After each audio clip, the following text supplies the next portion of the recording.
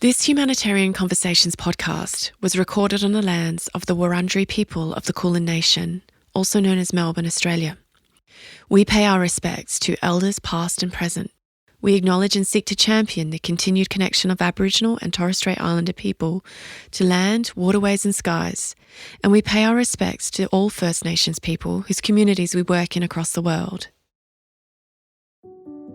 Hello and welcome to Humanitarian Conversations, a RedR Australia podcast which explores what it means to be a humanitarian in today's world.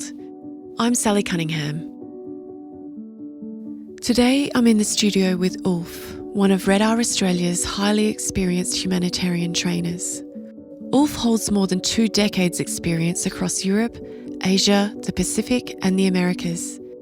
Educated in law and international relations in Sweden, Ulf has since devoted his life to protecting communities affected by crisis.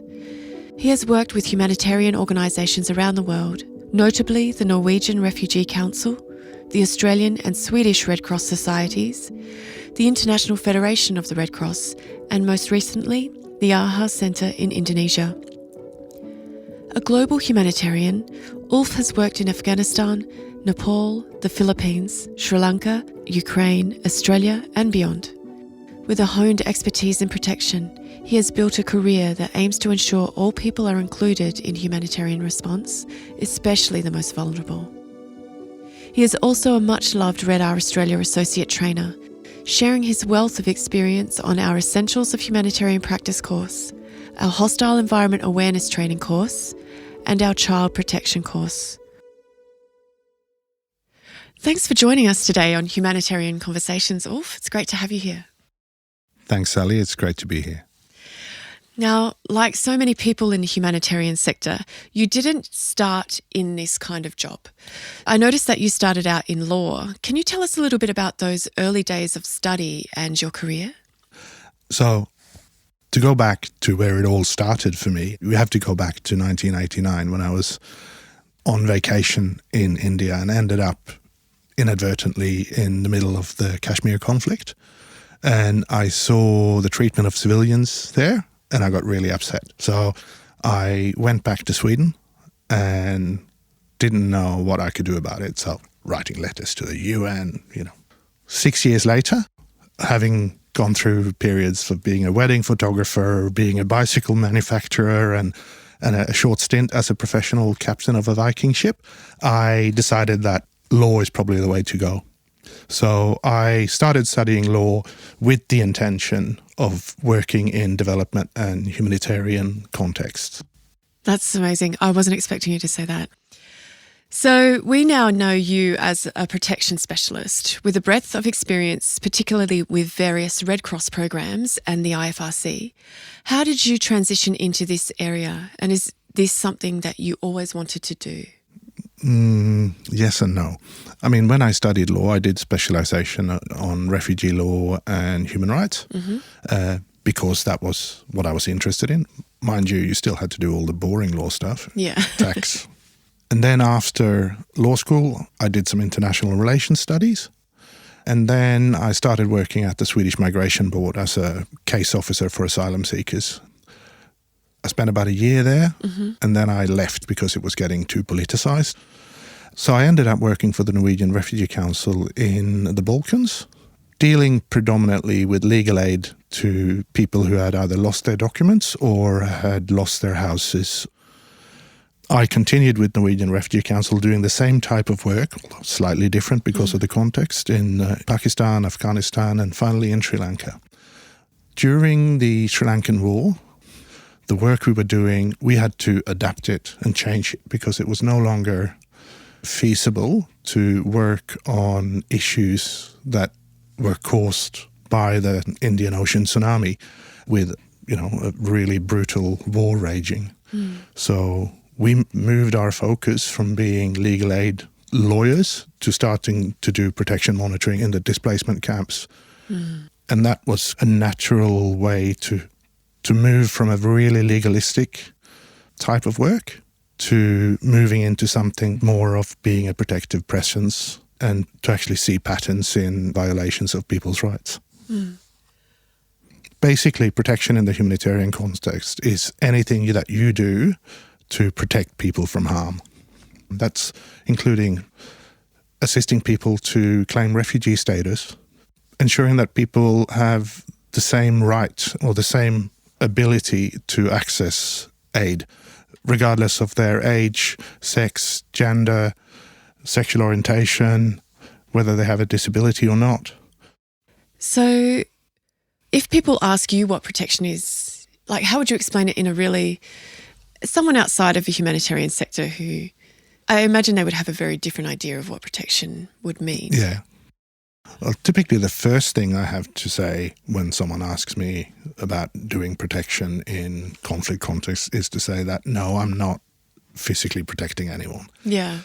Because people do think that, protection, and then they think, close protection team or people with guns. Yeah. So it's actually quite unfortunate that we use the term protection because it's often, at least initially, seen as something that could be threatening. After that, what I try to do is say that my job involves ensuring that nobody is forgotten and that everyone has equal access to assistance. It's about you feeling at the end of the day that you can go home and sleep soundly because you have done your absolute best to ensure that your programming doesn't cause harm or risk to the people that you're there to assist. So can I ask you to share a couple of examples of when you've seen the positive impact of protection and these roles and mentors in the field? So when I was working in Sri Lanka and we were having that protection monitoring presence in the camp, it was really clear to us that in the camps where we had a regular presence, it was much harder for armed groups to go in and forcibly recruit young men and women in the case of this conflict. So just by the fact that we were there, that actually protected people. Yeah. And making sure that nobody disappears. It's something that a lot of protection agencies do really well. The ICRC being probably the shining star out of that in terms of having a presence in detention camps and prisoner of war camps, which makes it much more difficult for people just to fall off the radar. Yeah. So that protective presence is probably the first example. And that's also true for the work I've done here domestically, because I worked for a while as an immigration detention monitoring officer for the Australian Red Cross, both in the onshore facilities and in Manus Island and Nauru. And again, it was something where probably not as obvious as in a conflict environment, but certainly there were people there who came to us and asked us to register them so that they felt that they couldn't be moved away or disappeared. In addition, we also monitored the conditions of detention, which meant that we were able, privately with the authorities, talk to them about what the conditions were like and what they should be like. The final one that I want to talk about is from Nepal after the earthquake. I went back in 2018 to do a monitoring visit, and we went a couple of hours out of Kathmandu, really high up in the mountains, and we looked at the work of Nepal Red Cross. And one thing that really stood out to me was the work that they had done for people living with disabilities. Because I always ask people when I do monitoring visits, can you think of someone who has been forgotten in this response? And I ask everyone that. The driver, the people that have benefited from assistance, people I meet on the street. Because for me, that's how I can be a little bit like an octopus and have arms everywhere and try to really find out who we have forgotten. But in this instance in Nepal, we consistently got the answer that, well, living with a disability, that they actually felt they had better access than people without a disability. And that it had really changed their life. Simple things like the Nepal Red Cross ensured that families got access to a couple of goats.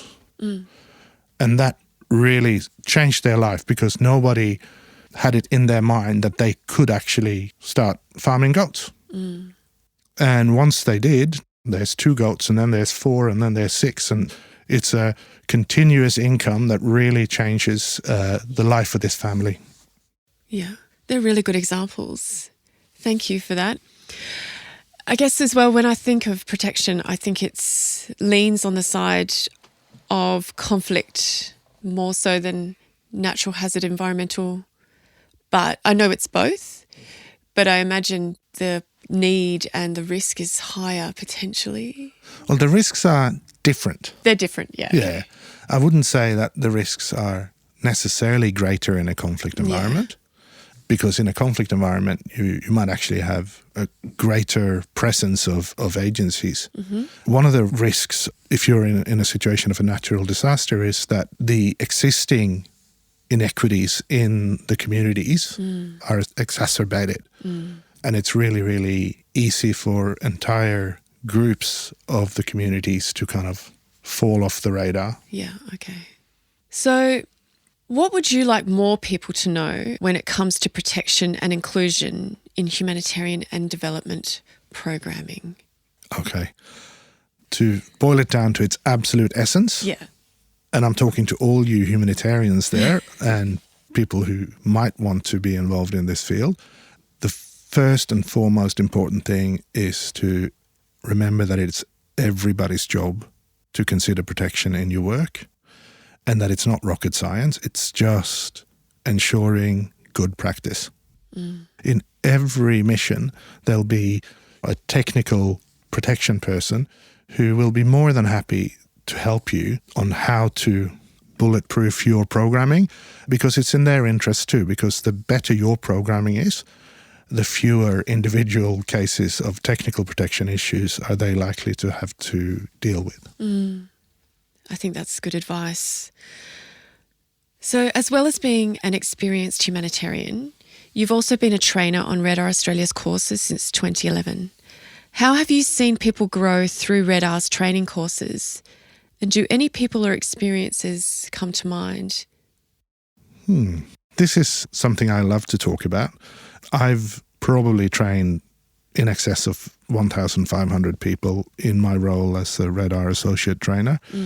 And very, very few of them have communicated to us that they felt that they didn't get something really amazing out of their experience. Now, these experiences and what they take from it will be different because everyone's an individual, but everybody seems to come out of it energized with a new angle on something in their existing work. I often stay in touch with one or two people from the course that reach out to me afterwards and ask me things. And it's really amazing to see these people in their career over 10, 12, 15 years and how they are doing really, really good work while enjoying a career. What really stands out to me is that everyone brings something to every course and everyone takes something home from the course. From the person who goes to a security course and afterwards says that, actually, you know what? Now that I've gone through all of this training, I've realized that maybe I'm not the right person to work in a conflict environment and maybe I should be going towards development instead. Or it could be someone who realizes during a course that, oh, I'm actually in the wrong technical area. I've been trying to focus and make a career in this area, but my interest is probably over here. Yeah. Another thing that I'm quite jealous about, because when I started off, these courses didn't exist, is that people actually get to try it out in a simulated environment and make the mistakes before they matter. Yeah. So being in a safe learning environment and being able to do your best and then go back and reflect on how my best can be even better with no effects on real people. I mean, it's invaluable. Yeah, I agree. Thank you. Now, when we're talking about the courses, we're talking about people finding out for themselves their suitability to stress, conflict environments, or perhaps to development role. How do you know that you are calm and collective operator in a conflict? Oh, I don't know. I think everybody knows how they react to stress and how they react to uncertainty. Personally, I quite like stress. I thrive on it, and I definitely thrive on uncertainty. My best decisions are often made with very little information, because you can always change your decision as you get more information. But I find that I really like the unpredictability of working immediate post-disaster or working in a conflict, because it suits me and I have reasonable judgment in those situations. So I think everyone needs to know themselves. And if you don't enjoy not knowing what's going to happen in 10 minutes or tomorrow, you maybe shouldn't be trying for a career where there's a lot of uncertainty. But there are ways to work on protection where you don't need to be a person who thrives on uncertainty. And there's lots of protection work being done here in Australia, here in Melbourne, where there's predictability in terms of how things will pan out. Is there anything more that you'd like to say, or a piece of advice for someone trying to break into the sector, specifically your area of expertise? Okay, my advice would be start off by becoming a good generalist. Because if you're going to do protection work, you need to understand a little bit about everything. Because otherwise you won't be able to look and find patterns, and you won't understand what should be done instead of what's being done. So being a good generalist and being a really good observer and being really curious, because part of the secret sauce of protection is to actually see things that aren't necessarily out there in the open. Yeah. So I imagine it would change with practice. Absolutely. But like, if you don't have a natural curiosity, and if you don't spend a lot of time just looking at things and thinking about them, then you're going to struggle. So in your time, what have you seen changed in what it means to be in the humanitarian sector and the value of protection? Yeah, I mean, like for me, there's a clear evolution within protection from when I started, when it was like protection was really about technical protection, legal stuff. And then as time has gone, we've realized that that's not enough. We also need to look at specific groups of people. In the beginning of my career, people started talking about gender in the humanitarian context. And prior to that, that hadn't really been on the map, because everyone was just, oh, it's a person and we're going to help people. And there was very little consideration of the fact that men and women and boys and girls have different needs. So it started with gender. There was more emphasis put on child protection.